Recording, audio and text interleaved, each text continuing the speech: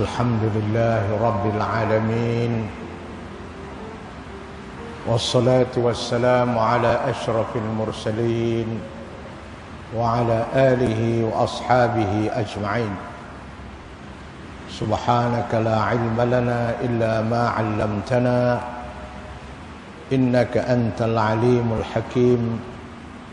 رب اشرح لي صدري ويسر لي أمري واحلل عقدة من لساني يفقه قولي وما توفيقي إلا بالله عليه توكلت وهو رب العرش العظيم.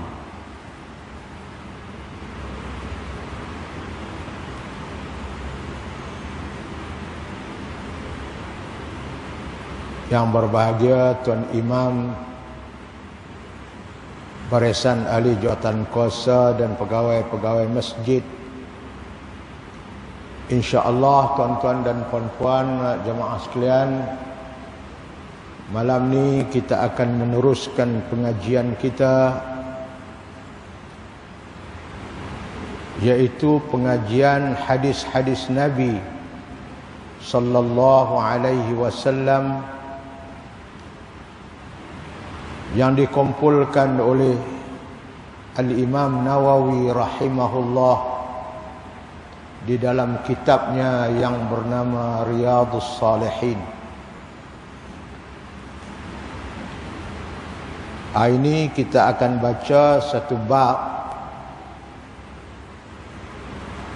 InsyaAllah dalam bab ini akan dimuatkan dengan beberapa ayat Quran dan dimuatkan juga dengan hadis-hadis Nabi sallallahu alaihi wasallam sebanyak 33 hadis.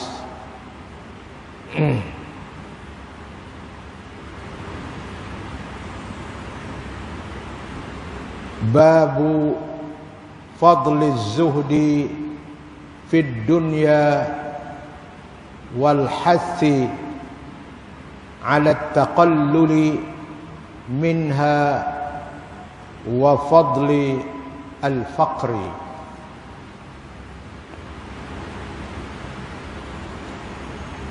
Bab ini akan membicarakan 3 perkara yang disebut oleh Al-Imam An-Nawawi. Yang pertama, az-zuhdu fid dunya, akan menyatakan fadluz zuhdi fid dunya, kelebihan kita berzuhud di dunia ini.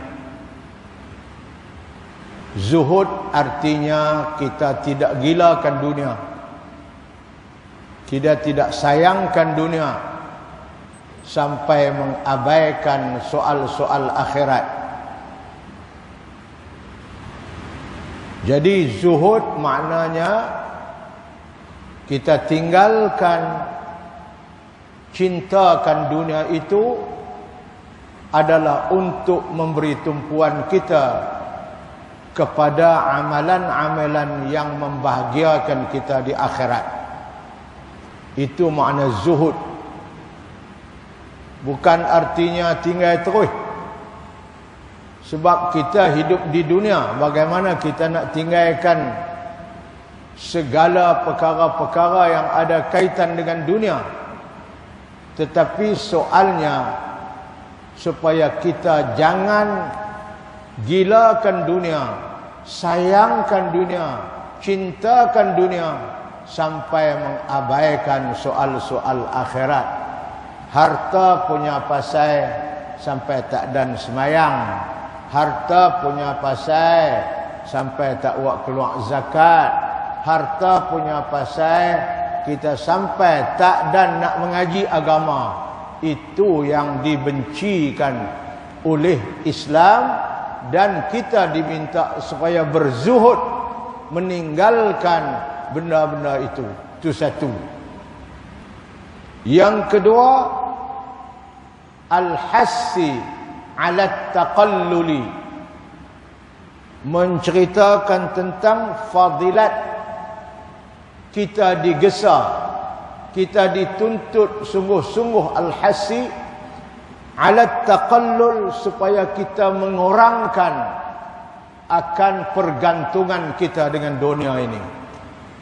Jangan duk bergantung sangat dengan dunia. Itu dia panggil taqallul, minal kalimah taqlil, kurangkan pergantungan kita kepada dunia. Kita banyak bergantung kepada soal-soal kesejahteraan dan kebahagiaan kita di akhirat.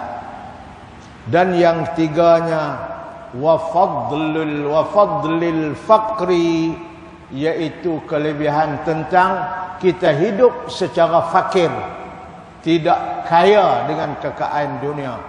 Kerana orang yang fakir ini kebiasaannya orang yang akan memberi perhatian kepada akhirat, dan orang yang kaya ini kebiasaannya dia akan memberi perhatian kepada dunia.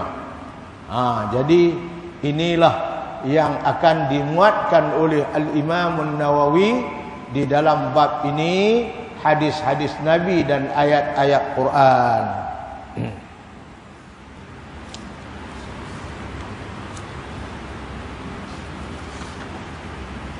Imam Nawawi kebiasaannya begitulah. Apabila dia mulakan satu-satu bab, dia akan mulakan dengan ayat Quran. Kemudian dia akan iringi dengan hadis-hadis Nabi. Dalam bab kita ini, ayat Quran yang dimuatkan oleh Imam Nawawi sebanyak 7 ayat. Ayat yang pertama dari surah Yunus, ayat yang kedua dari surah Kahfi, ayat yang tiga dari surah Hadid, dan ayat yang keempat dari surah Ali Imran, ayat yang kelima dari surah Fatir, dan ayat yang keenam dari surah Takatsur, dan ayat yang ketujuh dari surah Ankabut. Ayat-ayat Quran ini menceritakan kepada kita tentang bab-bab yang disebut oleh Imam Nawawi tadi. Mari kita baca ayat yang pertama. Kita baca dulu apa yang maksud ni. Bab kelebihan sifat zuhud terhadap dunia dan galakkan bersederhana dalam urusan dunia, dalam hal urusan dunia, dan kelebihan fakir. Ini bab dia.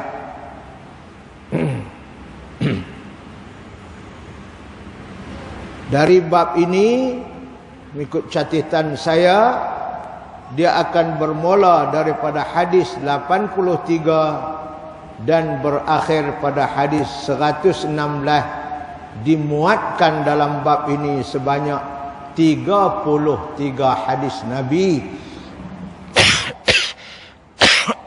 Dan ayat Qurannya adalah 8.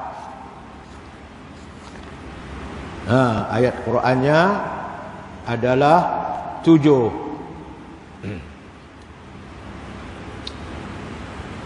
Harta benda dan kemewahan dunia adalah kurniaan Allah kepada hambanya. Itu tidak syak lagi. Kemewahan dunia, harta benda dunia adalah kurniaan Allah. Harta kurniaan Allah, pangkat kurniaan Allah, anak-anak, anak cucu dan juga keluarga kurniaan Allah. Kita datang dalam keadaan tak ada apa pun, duit sekupang pun tak bawa, baju selai pun tak ada, dilahirkan dalam keadaan serba miskin, telanjang bogeh, tak ada baju. Mai tu Allah beri segala nikmat kepada kita. Itu maknanya harta benda dan kemewahan dunia adalah kurniaan Allah kepada hambanya. Ada orang yang Allah bagi banyak, dia jadi kaya. Orang yang Allah bagi sikit, dia tak kaya. Kena ingatlah tu. Ia dianggap bernilai Ni harta benda dunia ni dianggap bernilai di sisi Allah. Bila harta dunia itu dianggap bernilai di sisi Allah, sekiranya digunakan harta dunia itu ke arah kebaikan, ke arah kebajikan. Cara hidup yang paling utama dan mulia dalam Islam ialah hidup secara sederhana dalam semua keadaan.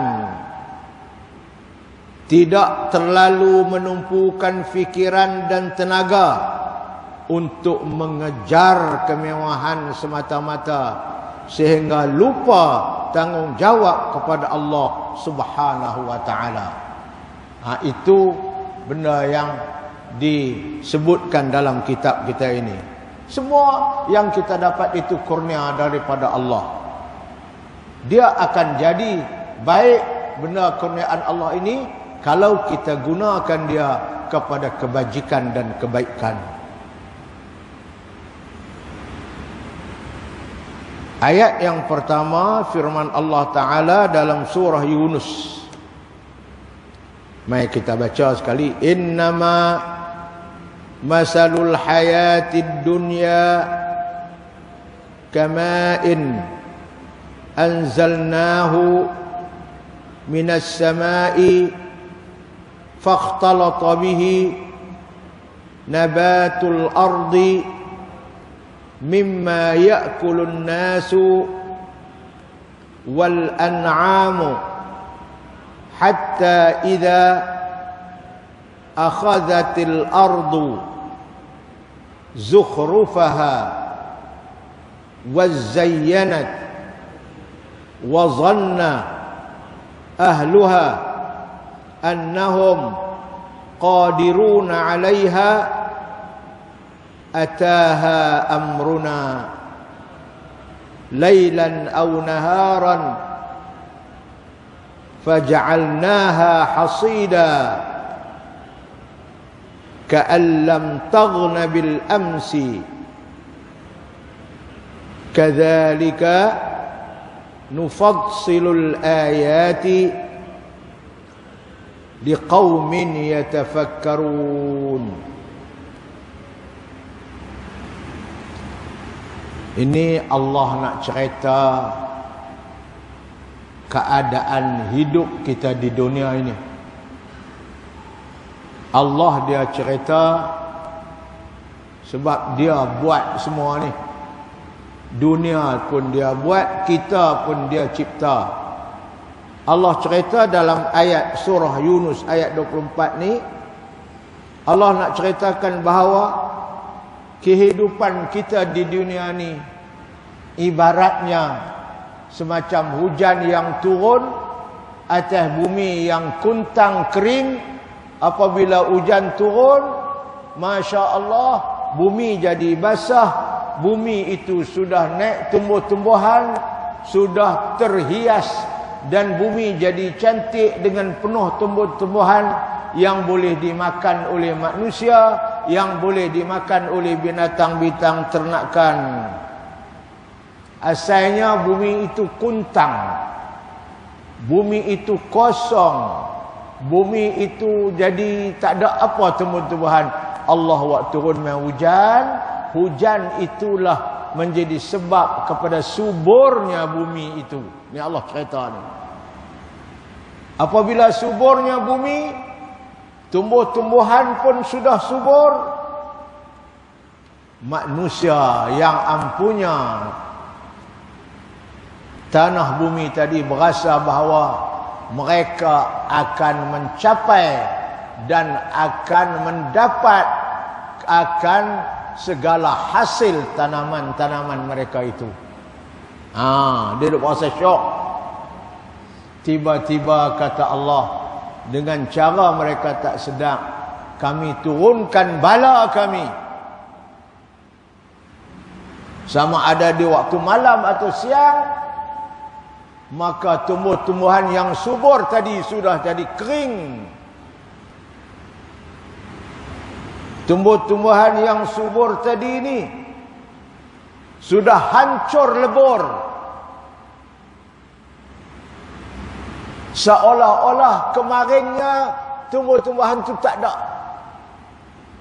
Itulah Allah kata bandingan hidup kamu di dunia ni. Kamu himpun harta banyak. Duk seronok kamu banyak harta. Tahu-tahu Allah turunkan bala kepada harta kamu. Ataupun Allah bagi kamu mati. Akhirnya kamu tak ada apa pun. Macam itulah Allah kata bandingan hidup di dunia ni. Tuan-tuan, ni Allah cerita, beri satu bandingan dan perumpamaan kepada kita bahawa hidup kita di dunia ni ibarat tanah yang dulunya kuntang. Kita dulu mai bukan ada apa, kemudian Allah turunkan mai hujan, tanah yang kering kuntang itu sudah subur. Kita pun kita buat kerja-kerja, kita dapat harta banyak. Akhirnya Allah turunkan bala, atau Allah matikan kita, sedangkan kita tidak dapat apapun dari faedah yang kita kumpul harta dunia tadi. Itu manusia yang paling rugi. Sebab itu Allah ingatkan, kalau kita ada kesempatan buat kebajikan dengan harta yang diberi oleh Allah ini, jangan lepaskan peluang itu. Sebab peluang tu kita tak tahu. Kalau dah jadi lagu ni, habislah cerita dia. Itu satu perbandingan yang Allah buat dalam surah Yunus ini tentang kehidupan kita di dunia. Berapa ramai orang yang impun duit, tak dan nak buat apa, dia mati. Ini perbandingan Allah.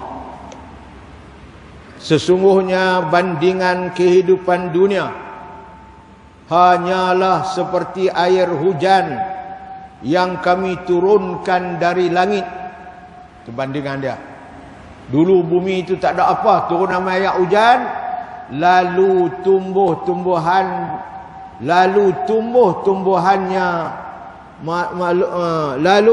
tumbuh-tumbuhan bumi, antaranya yang dimakan oleh manusia. Ayat turun, tumbuhlah tumbuh-tumbuhan di bumi, antaranya dimakan oleh manusia, tumbuh-tumbuhan tu, dan binatang.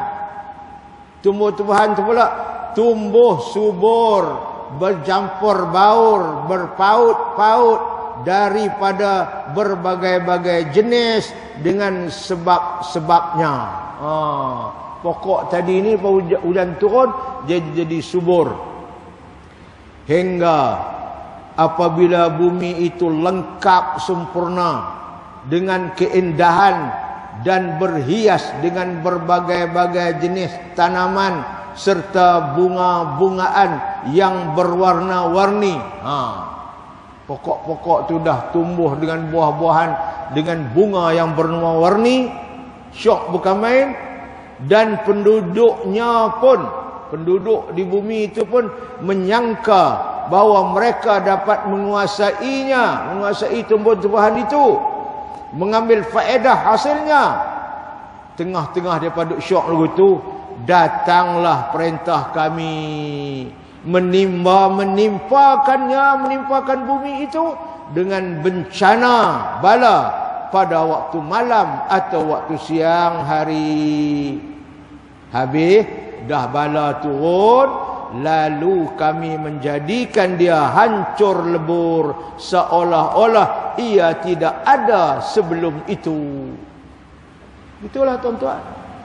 Buat bendang elok-elok, duk tunggu mesin nak masuk saja, nak kerat padi 2-3 hari lagi, tahu-tahu mai banjir, habis semua. Tuan-tuan, Allah boleh buat semua ni. Allah bagi bandingan lagu itulah. Kita duk syok bukan main dah. Pokok padi nak ambil sangat dah. Buah padi pun jadi elok, mesin pun duk tunggu hari je nak ambil. Tahu-tahu Allah turunkan bala dengan banjir dan sebagainya. Maka apa kita dapat? Begitulah kehidupan dunia ni, kata Allah. Demikianlah kami menjelaskan ayat-ayat kami satu persatu bagi kaum yang mau berfikir dan mengambil iktibar daripadanya. Fikir. Sebab itu kalau kita mendapat nikmat, jangan lupakan Allah. Dialah pemberi nikmat yang disebut Al-Mun'im, pemberi nikmat kepada kita. Jangan lupa. Allah boleh ambil bila-bila masa.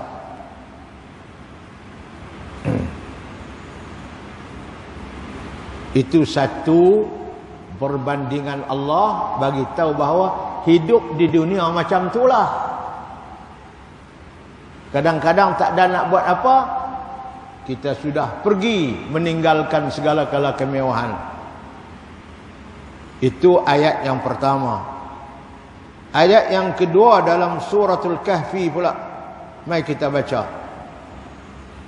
Wadrib lahum masalal hayatid dunya kama'in anzalnahu minas sama'i fakhtalata bihi nabatul ard fa asbaha hashiman tadhruhu ar-riyah wa kana Allahu ala kulli shay'in muqtadira.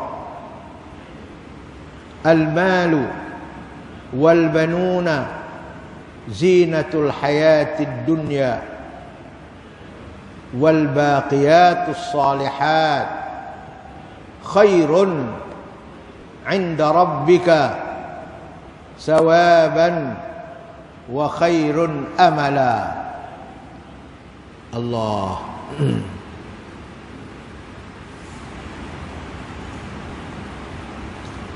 Ayat yang kedua ini dari surah Kahfi, yang pertama sekali dalam ayat 45 ini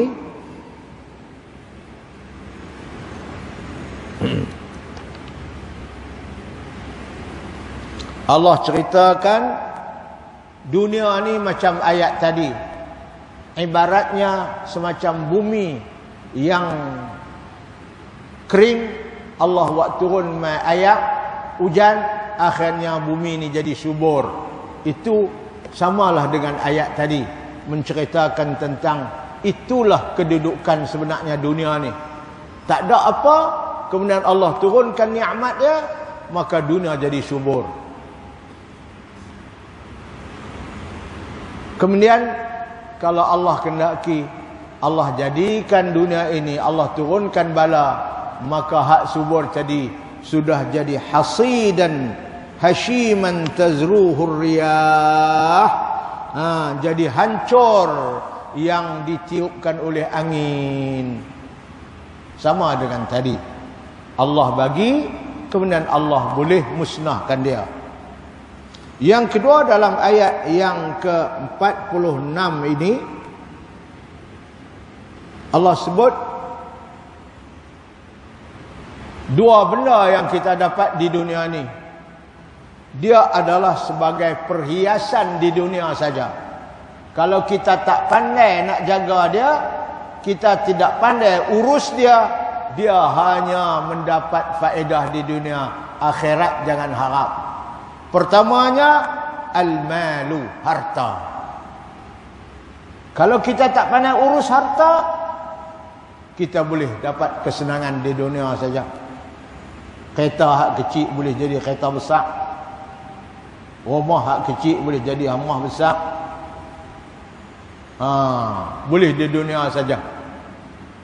Yang kedua, anak cucu.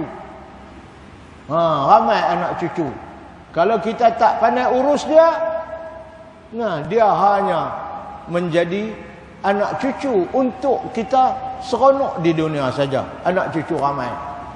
Akhirat jangan harap. Sebab itu Nabi sebut dalam hadis, ada 3 benda yang akan terus menerus menyampaikan pahala kepada kita walaupun kita sudah mati. Pertama, ilmu yang manfaat kita ajak orang. Yang kedua, harta yang kita buat kebajikan dengan harta itu. Dan yang tiga, anak cucu yang selalu berdoa kat kita. Tapi kalau pihak ni kita tak pandai jaga, harta kita tak pandai urus, dia hanya menjadi zinatul hayatid dunya, perhiasan hidup dunia saja. Dia tak ada bawa faedah sampai akhirat. Yang kedua, anak cucu. Kalau kita tak pandai didik, dia hanya jadi anak cucu di dunia saja. Orang tanya Pak Long, cucu ada berapa orang? Cucu ada 14 orang. Seronok cucu ramai. Tapi ada dalam hak 14 itu yang akan berdoa kat kita apabila kita duduk dalam kubur. Ada? Itu Allah sebut. Dua-dua ni kalau kita tak pandai urus, pertama harta, yang kedua anak cucu ni, dia akan jadi perhiasan dunia sahaja, tak sampai di akhirat. Tapi sebenarnya kata Allah, yang akan memberi harapan kepada kita, yang akan memberi kebaikan kepada kita di akhiratnya, apa dia? Al-baqiyatus salihat. Amalan-amalan yang saleh, yang berkekalan.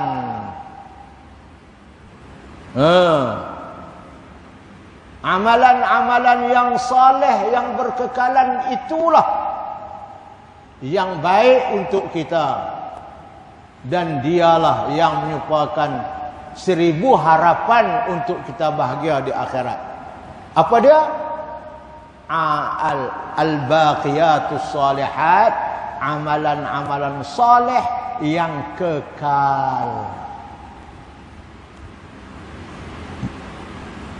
Harta dan anak-anak belum tentu. Kadang-kadang dia hanya menjadi perhiasan di dunia saja. Itu dia Allah nak sebut di sini.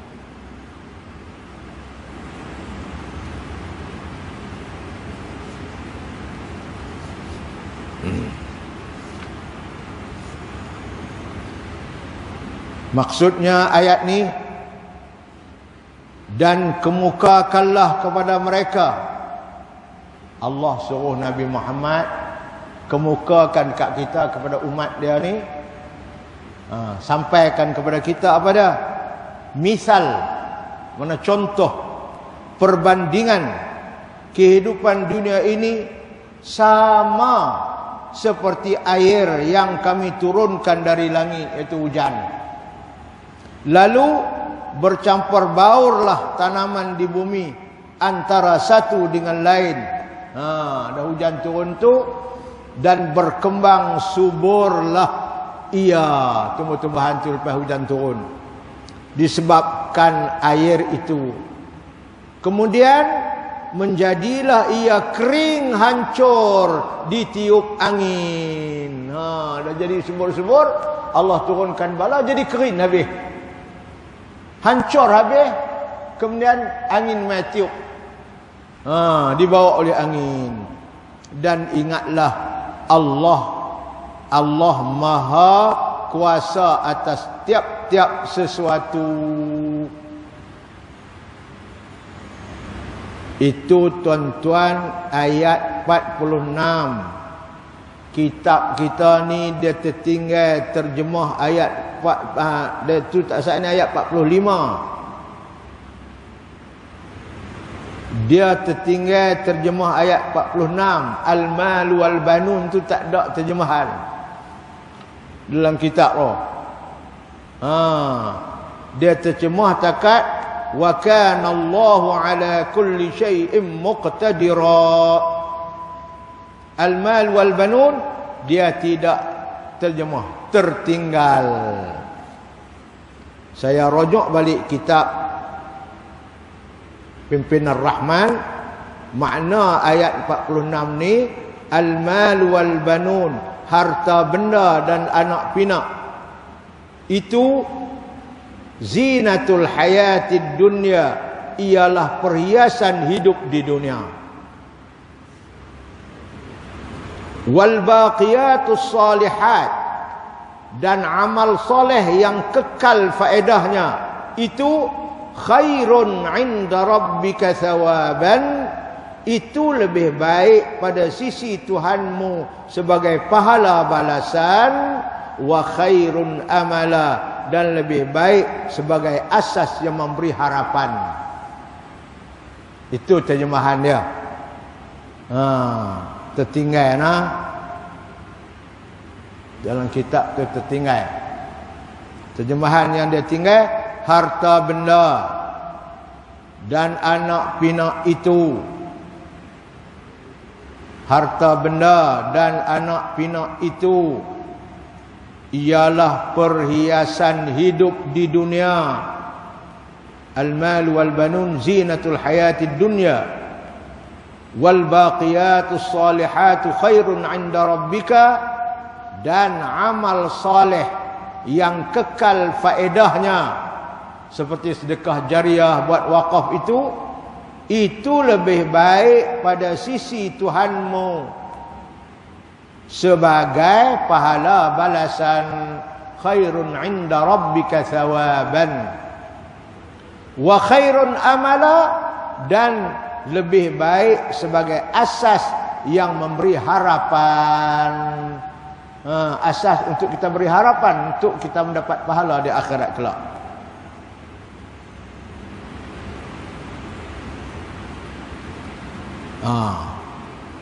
Amal-amal soleh yang kekal itu yang baiknya, bukan kerana harta, bukan kerana anak pinak. Ditanya kepada Ibnu Abbas radhiyallahu anhu,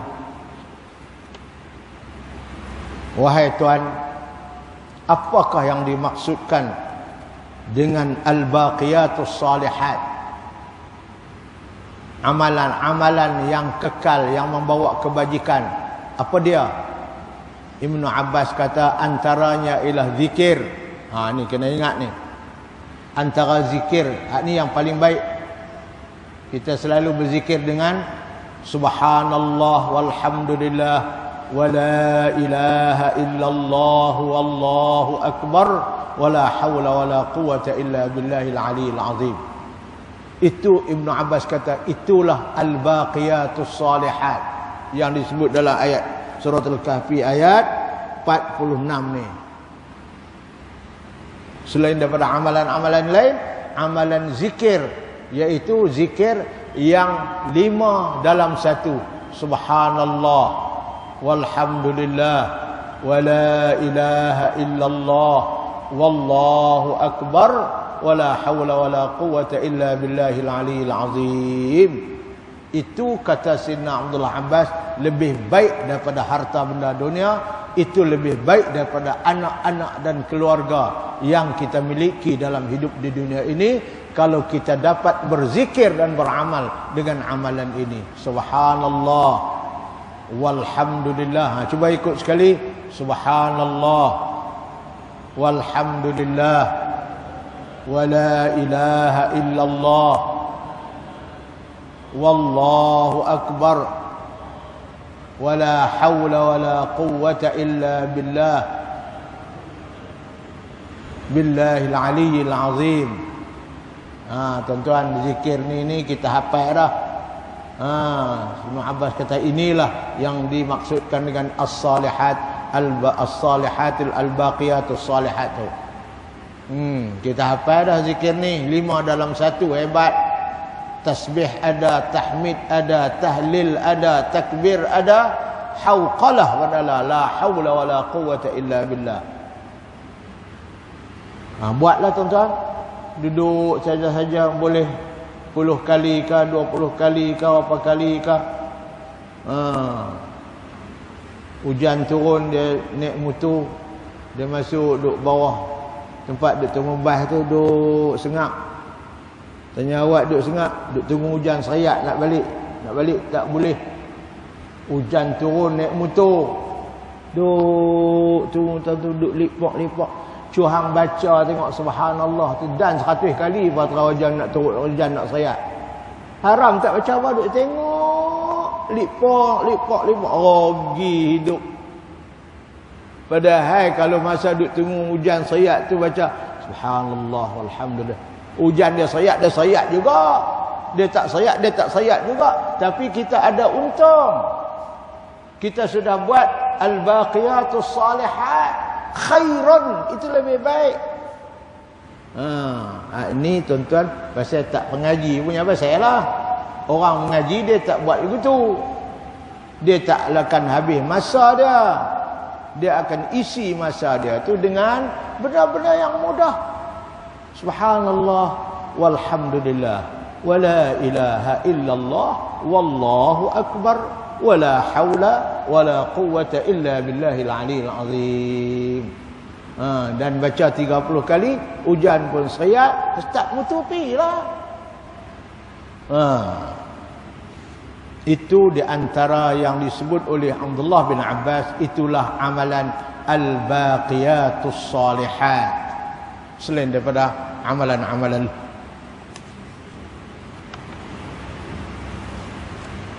Itu ayat yang kedua. Ayat yang kedua. Sakal ni Imam Nawawi buat mai. Ayat yang ketiga pula dari suratul Hadid.